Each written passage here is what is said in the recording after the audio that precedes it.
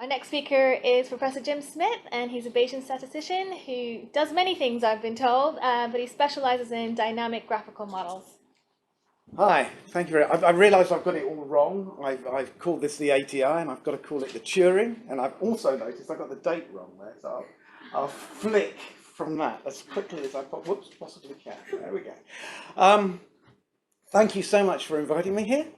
What I'm going to do, I'm not going to do as stunning a performance as the last speaker. What I'll do is I'll use this as a way of actually introducing myself and just a few of the things that I do. I think the Turing is a really exciting thing to be involved in, isn't it? And I think one of the greatest challenges we have is just to understand what each one of us does and how we might be able to use each other to get some really good research going. So that's what I'm going to do for the first bit of the talk, and then I'll just give you a little bit of the flavour of the types of problems I'm involved in currently. Right? One of them. So I'm a Bayesian statistician. I work in statistical methodology. I started off doing a lot of theoretical stuff, and I've gradually got more and more applied, as you do as you get older and your brain starts seizing out. But I do a lot of cross-disciplinary work, and I actually work a lot with people outside academia as well, and I'm rather unusual in that way, in particular in my field. The things I'm particularly, I feel I'm not ashamed of over my life are my contributions to dynamic nonlinear processes, the study of those.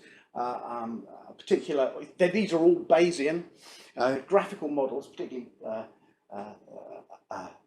Bayesian graphical models, Bayes nets, and so on, and but mostly customized graphs. So what I do is I listen to a problem, I produce a graph, I then design semantics for that, bespoke semantics for that graph, and then I do inference on that. Right? So instead of just taking a Bayes net or something like that and work out what that means, instead I listen to what people say, look at their reasoning, and try to represent how they're reasoning and get into it that way. It's a long haul, can take you 6 months or a year to do it, but then what you have when you feed your model back to somebody is something which is very bespoke to them, and it's in the language that they want to use anyway, and they're expressing their ideas. So that's what I try and do. And most recently, I've been working in tree-based models out of explanations that people gave me, forensic scientists and some biologists gave me, associated with how their processes worked.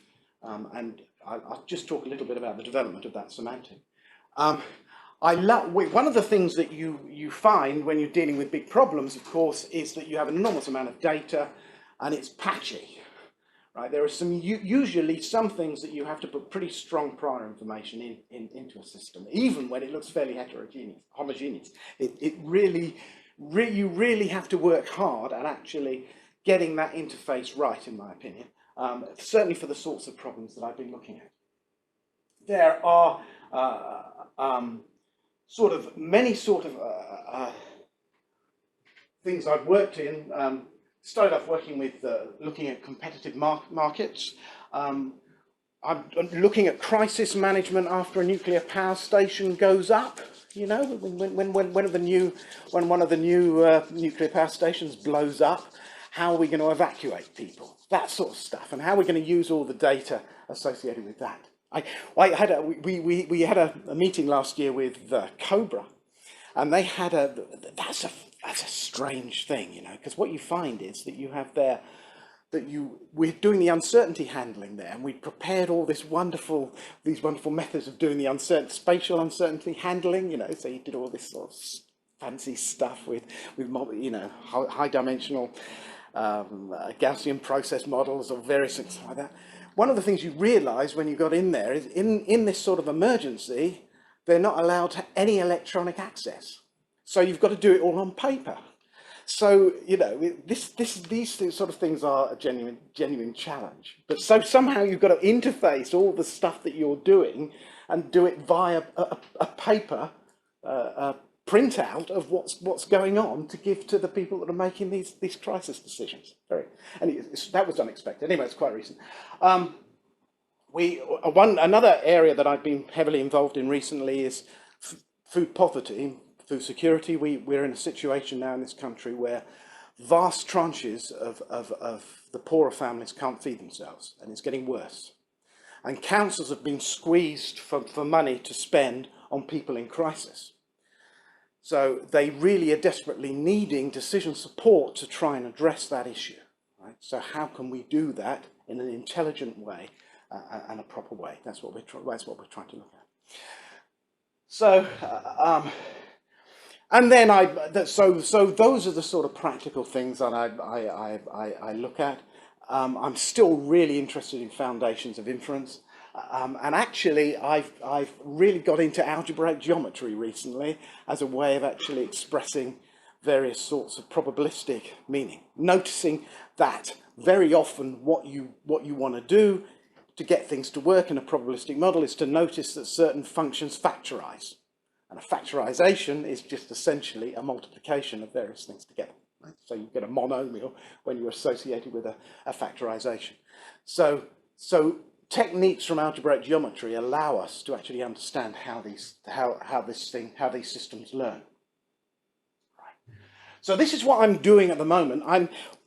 There are two things that I'm sort of particularly sort of working on. One is distributed expert systems, where we've got lots of dynamic systems. Right. So if you look at that food example, we've got things that are happening agriculturally, things that are happening in terms of the food supply, things that are associated with supermarket policies, ways in which people buy things off the shelf and what's available, the demographies and everything like that.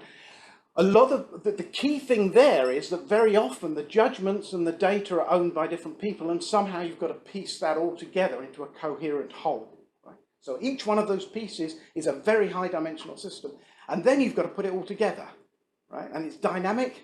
So you want to do it in a sequential way, and you want to do the learning on it, right? And so like develop propagation algorithms. You can do it. We worked out how you can do it, right? We haven't actually done it yet. We worked out how you can do it by working on various moments of what's going on.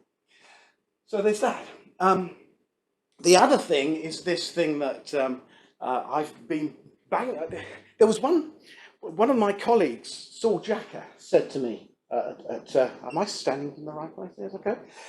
Saul Jacker said to me that, Jim, can you keep writing these papers on these things? You spend 2 years doing it, and then you start working on something else. Could you try and start working on something and just spend some years working on it, right? Do it, Chris Williams. Do Gaussian processes, but do something different, right? So chain event graphs is this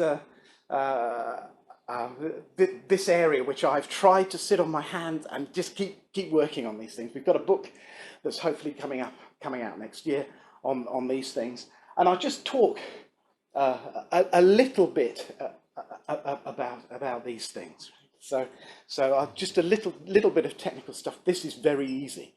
It's nothing like Natalia's stuff. But, anyway, and you will see, I am severely disabled in terms of drawing pictures in Beamer.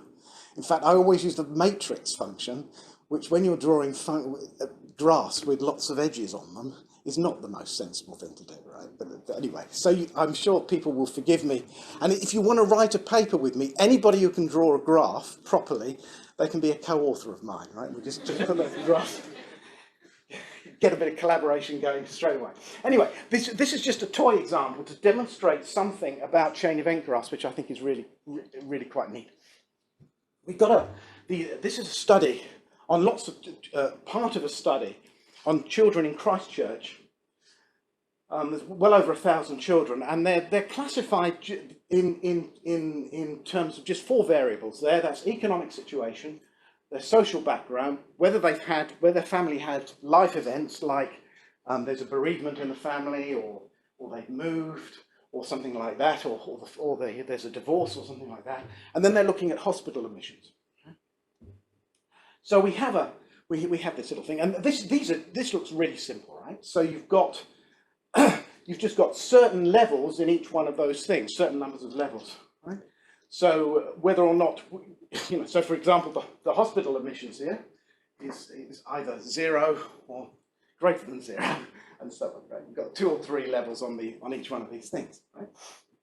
So what you can do, one of the things you can do on these sorts of data is just to look at various graphical models. And one class of graphical models is the Bayes net, and this is the best Bayes net you can get for using a number of scoring rules. I tend to always use Bayes factor scoring rules because I'm a Bayesian.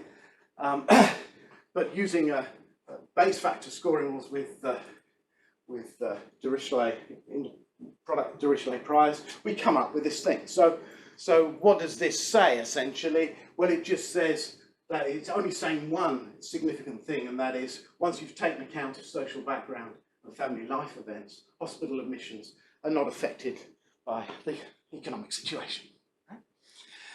So one way you can think about this instead is think about this as each individual going through a development. So they start off from a particular social background. Right? They earn some money, their family earns money, right? And then various things happen to them, and then they're put in hospital. Right? So there's a sense where there's a sort of tree of things that could be coming here. The order in which you were to put the things in the tree could be, of course, variable, but that's what you're looking at. So you can. So what I decided to look at was problems where I would represent things in terms of the trees themselves, at least. So what I used to do was elicit a tree associated with various things, and then build this Bayes net around it, right? And then I do all my technique, because I've done Bayes nets for decades. But then I thought, well, surely I can do everything. I can do everything just on the tree, can't I? Can I do it? And you can, right? You can do everything on the tree that you can do on a Bayes net. So all the sorts of score function, everything, work on tree-based things. But the great thing about the tree stuff is that it's much more expressive, right? So this is one of my horrible grants, but it does allow you, when you're checking things out, this is a high-scoring tree where I've associated, this is like an event tree where I've associated nodes that are logically linked together in the sense the probability distribution coming out of that node is going to be the same for any of the nodes going in it. So I get an object like this, which I don't expect you to understand, right? You get an object like this, and this actually tells a story. Right? So one of the things that this says, for example, is that because all edges from here go into this particular node here, that if for high social background people, the economics doesn't seem to matter for anything afterwards. So anyway, I've scored loads and loads of trees, all the sorts of trees that you could get for all these variables, right? And we just worked out which ones explain the data best. Right?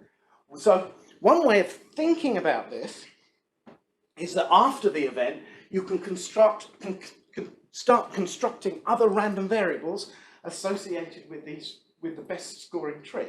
Right?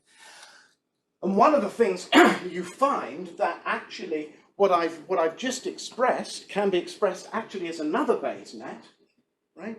But with 2 new introduced or 3 new introduced random variables that have been artificially constructed from the data. So one problem you have with a Bayes net is that you start off with a set of random variables, which are probably just the random variables you've actually measured, or you've got the records on, and then you look at dependencies on those, right?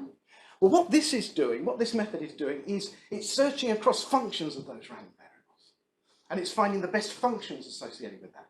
And of course, you can, if you've got something that's penalizing complexity in some way, which Bayes factor score will do automatically, or you could do some other method, like BIC or whatever. If you've got something that automatically cuts that back, then you find better, simpler, in the sense of less states in the system explanation, but on the other hand, more profound ways in which things matter, right? So, for example, this variable that we've got here, something I've called family resources, is actually 1 or 0, depending on whether or not a certain individual has access to credit. Right? They may get access to credit because their parents are wealthy, and so they, anybody of my age will have been through this process, I think, with at least one of their children, that you give them money when they get in a mess, right? So you've got people doing that, and then there's then people earn. If people have earned money themselves, of course, they're not going to be in problems.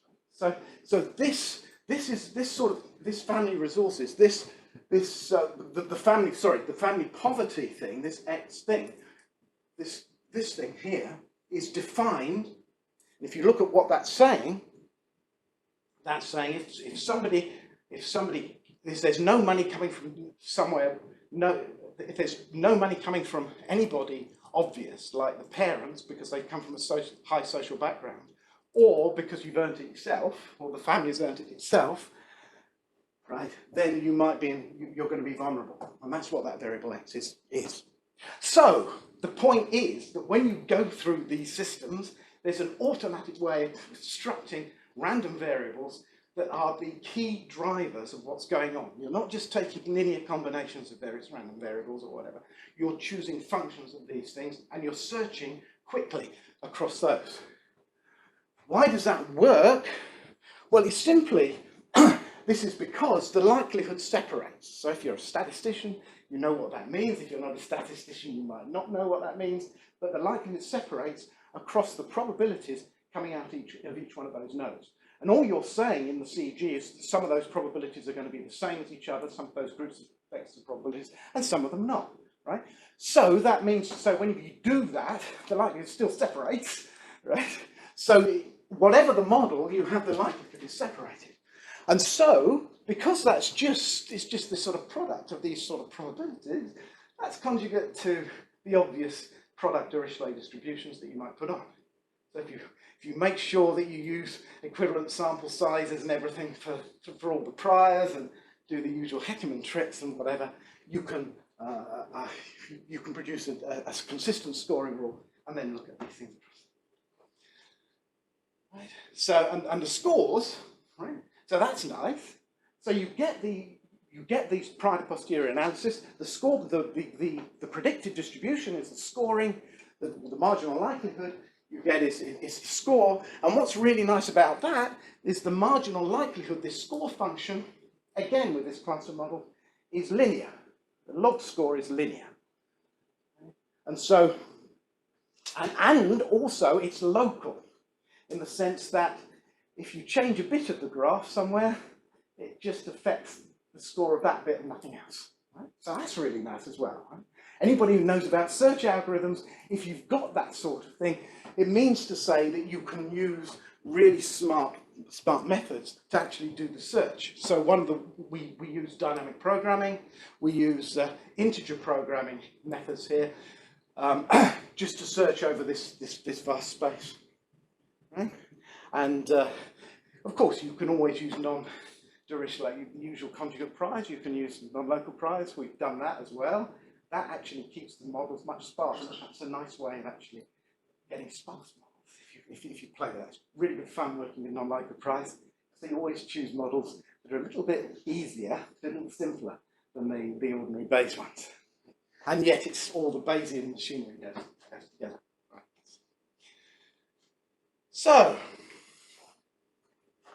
where are we up to at the moment? Well, the problem with doing things in more generality, of course, is that there are many more models in the class, right? So particularly if you're doing model search, you then have to be very intelligent about the subclass, choosing subclasses or the ways you search these models, so that it fits into the system. So you often need a lot more contextual information to actually get the search algorithms to work fast. And one of our challenges at the moment is to try and harmonize what are nice plausible prior structures that you might look for within this class, and what works in a fast algorithmic way in terms of the score function. The two things, you know, the answers to those questions are given by different people. There'll be some people in this room that could answer the first, and others could answer the second. But yeah, perhaps we can get together. I'm much better at answering the first than the second. What we're doing actually is we're looking at dynamic analogues of these things. So we have these object-oriented trees that we're working through to actually deal with the orders of magnitude bigger problem when you have dynamic processes associated with these things. Just submitted a paper last week, actually showing how you do this. How you get these scores to work and everything is another big problem though. Right. So, and we've used these in actually trying to use data in prisons to actually forecast recidivism associated with people. That is, the chance that somebody's going to reoffend if they're let out early, associated with, and also things associated with radicalization. So that's in those models, and we're developing new search algorithms now associated with that. I need a lot of help with that if anybody can help me. Developing those types of dynamic CEGs which have a particular interest to the general population, I'm thinking of really, in terms of the models we're looking at, instead of a closed population in prison, and dynamically evolving ones. We know sort of how to do it. We can do the math on this. It's just, can we do the algorithms so that they're efficient and quick and give the answers in a transparent way? I think we can, but I haven't yet done it. So that's about it, really. I hope I haven't finished too early. This must be a first time. I was asked to do it in 5. We were all asked to do 5 slides. Even for 5 minutes talks, I give 10 slides. So I think that's probably all I want to say now. So thank you very much, and good to talk to you. So we have a bit more than 5 minutes for questions. Anybody has any questions?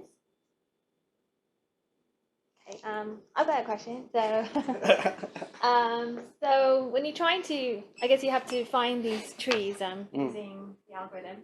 Does that work well with big data sets? How efficient is it, or does it become much more complicated? Well, that's actually a really insightful and good question. No, it's tough, because what you're doing, this is looking at a big model, right? So what you're doing is you're looking at bigger, more expressive models, and then you've got your big data thing that's going on. If you add that to it, that makes it even harder. But there are sort of various strategies that you can use, and one of these things is just to toggle these things down. So, for example, the sorts of things that we do is we might do a Bayesian search first, just to try and get basic structural things going and try to find some sort of causal directionality associated with what happens. And then when we look, we can, because everything is distributes itself, that you can, everything is local, all the computations, you can then search for a more refined description of what's going in locally, right? So that's one thing you can do. Another thing you can do is to be a little bit more creative and use the tree search to suggest new transformations of the original set of random variables, right? And then keep doing Bayesian search like that first of all, so you get the foundational stuff. What you find, one thing that you do notice when you build these things up into sort of population of Great Britain sort of studies, is that you don't need to have many variables before you think it gets quite sparse, right? So, I mean, this is something you discover if you do work with discrete data, even in massive data sets. Lots of the cells are zero. So you can sort of you know that when you don't see something, the score functions behave in certain ways, and so that gives you a little bit of an in, right? Most people act in certain ways. A few people act like this, and you know the funny ones act in a few funny ways, right? That's how that sort of works through. So it is a real challenge to build this up into a big data problem, but we have some strategies that we're enabling us to actually do that. You know, big data and big models, of course, you've got to put a lot of prior information in before you know you've got something decent. But and perhaps that isn't there. But you know, you do the best you can. Yeah. You mentioned sort of constructing the trees based on the expert judgments. I was just wondering if you had any issues convincing the experts that you could improve what they already know and do. Well, well, of course you always do, right? I tend to, this is why essentially I think you go to them, you just listen to what they're saying, and in the first instance you code what they've got, right? So that is embedded within the model. That's the way they do things. Then you can talk about improvements to that model, right? And then it's usually pretty obvious to see why your improvement is working better than theirs, right? Because you say, well, you're treating all these people the same, whereas if you split them into two groups and you treated these, and don't just forget about this group, you would do so much better, right? And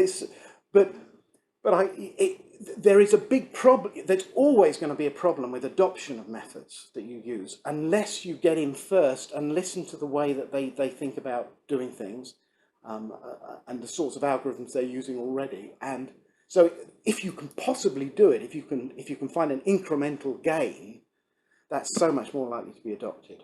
And I'd encourage anybody to look for that incremental gain. Yeah. I think on your first slide you said you started to use algebraic geometry. Yeah. I wonder if you could expand on that. Yeah. Well, I mean, if you look at these tree structures, right? When you look at the probabilities on the atoms, right, they're going to be a product of the edge probabilities on the tree, right? So essentially, if you observe a particular event in that event space that's defined by the atoms, which are the leaves of the tree, right, you observe a polynomial, right? So therefore, when you're looking at things like conditioning, or even marginalization or something like that, those correspond to operations on polynomials. Right? Now, there's a whole load of stuff associated with algebraic geometry about writing things in terms of ideals and varieties, and a lot of computer algebra which is supported by that, supporting that sort of activity. And so what we are now doing, and we've almost finished a paper on this, is to write these CEGs in terms of fast, in terms of algebraic geometry, in terms of this algebraic description. And what we find is that the equivalent things that are, one of the things associated with statistical models is many statistical models essentially say the same thing. They have the same properties. But you can find the equivalence classes, for example, of statistical models, those things that are saying the same thing, and therefore just discard some of those things if they're saying something that's exactly logically the same thing as something else, just by looking at the structure associated with the varieties. So that's how we're using. That's one way you can use algebraic geometry in this sort of setting, and but we're using it in combination with computer algebra to get the things to work quickly. Well, thank you, Jim Smith, for talking to us.